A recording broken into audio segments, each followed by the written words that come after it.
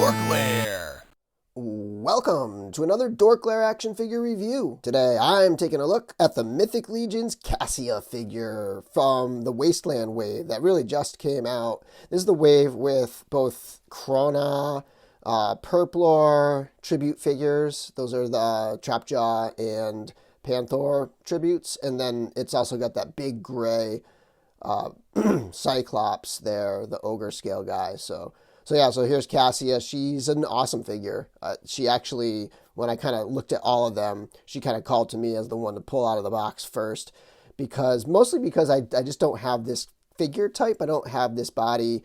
I have the female body from that 2.0 type, but I don't have this particular one with the largely unarmored body going on there, barbarian style. So yeah, to go with a little bit of my barbarian collection. So she's a pretty cool looking figure. She's got all that bronze. She's got sort of a cobbled together barbarian look with the two different shoulder pad pieces. She's got two different gauntlets. I love the cape. I'm assuming this is supposed to be like a bear fur, a bear pelt or whatever, because she's part of the House of the Noble Bear. And yeah, so this is a great figure. I got a couple issues with the articulation, a little bit of looseness, but other than that, awesome release. Very happy to have this in the collection, and let's get to this review. Cassia comes in the standard Mythic Legions packaging. Over on the side, you've got the picture of the character and a little bio right there. She's got a pretty cool story. She used to be part of the Leodicius army. And then standard back, it's always the same. And then you got the House of the Noble Bear on the side. So very typical Mythic Legions box. All right, so this is a little bit of a strange look, but this is how she comes in the box. This is just like the basic stuff that she has on when you pull her out of the box. So that's how I'm going to look at the sort of details here. And then we can look at all the different accessories after. But I would never have her set up in this look. It's just kind of weird that she's got like a bikini and like a helmet on. It's odd to me.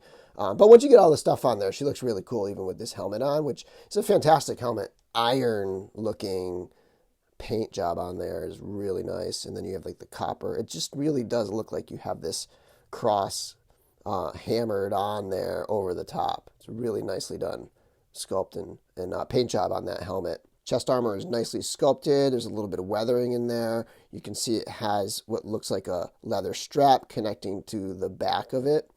When you put the shoulder armor on, you really pretty much need the straps in order to make it kind of like work in terms of visually, because it just the floating shoulder pads look a little weird. But once you get those straps on, it looks pretty cool.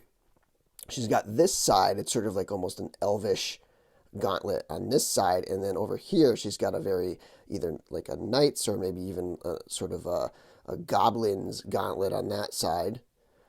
She's got a knight's skirt. This is almost identical paint wise to I think the Knight Deluxe, and then she's got this loincloth over here, little rivets painted in there. So tons of great details all over this figure. Her two greaves are the same. I kind of was thinking maybe she'd have two different ones, but those are the same. And then you got the boots down here, the sort of leather paint application there. But yeah, really cool looking figure. A lot of cool different colors and stuff going on here. Again, it feels like a thrown together look, like she's killed various people on the battlefield and stolen their armor and put together her own sort of thing. She's not some wealthy knight, but yeah, great looking figure. I mean, this setup, again, I would never have her pose in this setup. It just looks strange to me with the helmet and the almost entirely naked body, but once you get all the stuff on there, yeah, it looks really cool. Let's take a look at Cassia with a couple other figures. So starting off, probably in my opinion, the main type of counterpart, the barbarian. This is the Barbarian Legion builder. This is the deluxe barbarian. And then over here, this is the big old giant. So this is Bolthor the Tower. And you can kind of see how she looks next to those other, sort of barbarian type looking figures. I think she looks really good next to those two. And then a couple other of the ladies from the line. We've got Ragna Stormforger, who is the dwarven warrior. And then we have Lucretia, who is the sort of vampire princess or what have you. And then we have Grisha the Slitherer, one of my all-time favorite Mythic Legions figures, and another favorite of mine, Nubnik. And finally, if you don't collect Mythic Legions, if you want a sense of scale, here's a Mezco 112 Collective Aquaman and a movie realization Captain Phasma. For accessories, Cassia comes with a couple shoulder pauldrons. So there's a look at her right shoulder pauldron. And then a look at her left shoulder pauldron. She's got the fur, and now my fur ripped. It's not that big a deal because I can just kind of like peg it on there or cut new holes or whatever, but my fur ripped right there where the hole is because this piece and this piece was such a thin little connection that it wasn't great. But overall, I like the look of it. It's got a nice kind of feel to it. Looks really cool on her. It's a nice addition. I like the fur. She comes with 3 of these straps, so you can do both shoulders and then waist if you want to have like a sword on her hip or whatever. So that's pretty cool, coming with 3 of these. These ones are a little smaller than the usual ones. I think it's to fit on that slimmer body, but yeah, you can kind of get a look at those.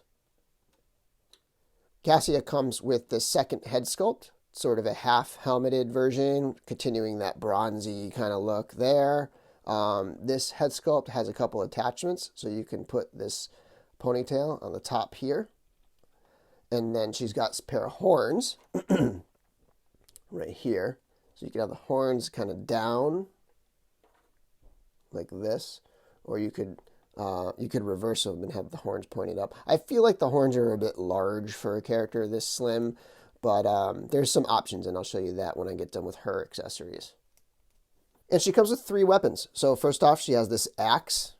It's got a nicely painted wooden handle, sort of a steel blade, and then some bronze accents there. This sword is painted really well. The bone on the handle is excellent. It's a great looking sword, weathered, sort of scimitar-like with the cleaver end. And then she comes with this hammer. So this big old war hammer here, continuing that bronze kind of theme with a little bit of silver accents. And this hammer that's been used quite a bit, it actually has one side that comes off, so you can do double hammer. There's like a piece that can go in that end, but she only comes with this one piece, so you only get one option with her there. But still, pretty cool looking hammer. And I just wanted to point out one thing that I'm going to be doing with mine. So if you have the Barbarian Deluxe Builder figure, the one that I showed in the comparisons, you can actually take the wings from that, or any of the helmet pieces. You can swap out any of the ones you want. You could use like the smaller horns or the antlers or anything like that. And these are compatible with this helmet. So these look really cool. I think this sort of Valkyrie kind of look is what I'm going to go for. So yeah, I like that a lot. And finally, for the articulation, her head is on a ball, and she can kind of cock it side to side and spin it all the way around. Once you get that armor on there, it can get a little weird, especially when you have the horns on. Her shoulders can rotate up quite a bit and back down. I did notice that the shoulder, I think from the shoulder armor, it's getting a little scuff there, but I don't think I'll ever have her without the shoulder armor, so I don't really care about that. But her arm can swivel all the way around. Single jointed elbows that can rotate as well. And then she has the gauntlet, sort of the forearm twist there. And then the hand can rock back and forth and it can spin. Same thing on this side, same articulation. She does have a ball joint at the top of the torso. So this is a 2.0 feature that the 1.0s didn't have. So this is a great addition to the line. So she can crunch forward and she can crunch back. Because normally they can just twist at the waist like she can. So I love that torso addition. I think it's a great addition to the articulation. As far as the hips, they can kick out pretty far and then kick back quite a bit. This will want to unpeg when you kick forward, so you just got to kind of put it back in. And then they can twist at the top of the thigh, and the knees can bend just about 90 degrees there. And then there's a twist at the knee as well. I think it's the bottom. Yeah, it's at the bottom of the knee. And then the foot can rock side to side for those nice wide stances. She can kick down that far and kick up that far. And this is where her articulation is, this is where I have a little problem, because this is so loose that every time I stand her up, she just automatically tilts forward. So it's really tricky to get her in the right position. So I'm going to probably tighten that up. And then finally, they twist as well. So there you have Cassia. Pretty awesome figure. I do love the look. got a couple issues. The cape is kind of very fragile, and the feet on mine at least are a little bit loose. But other than that, just a solid release. Really, really awesome figure. Super pumped to add her to my kind of like barbarian shelf over here. And thanks for checking out my review. Be sure to follow me on Instagram at the DorkLair. And until next time, may the force be with you.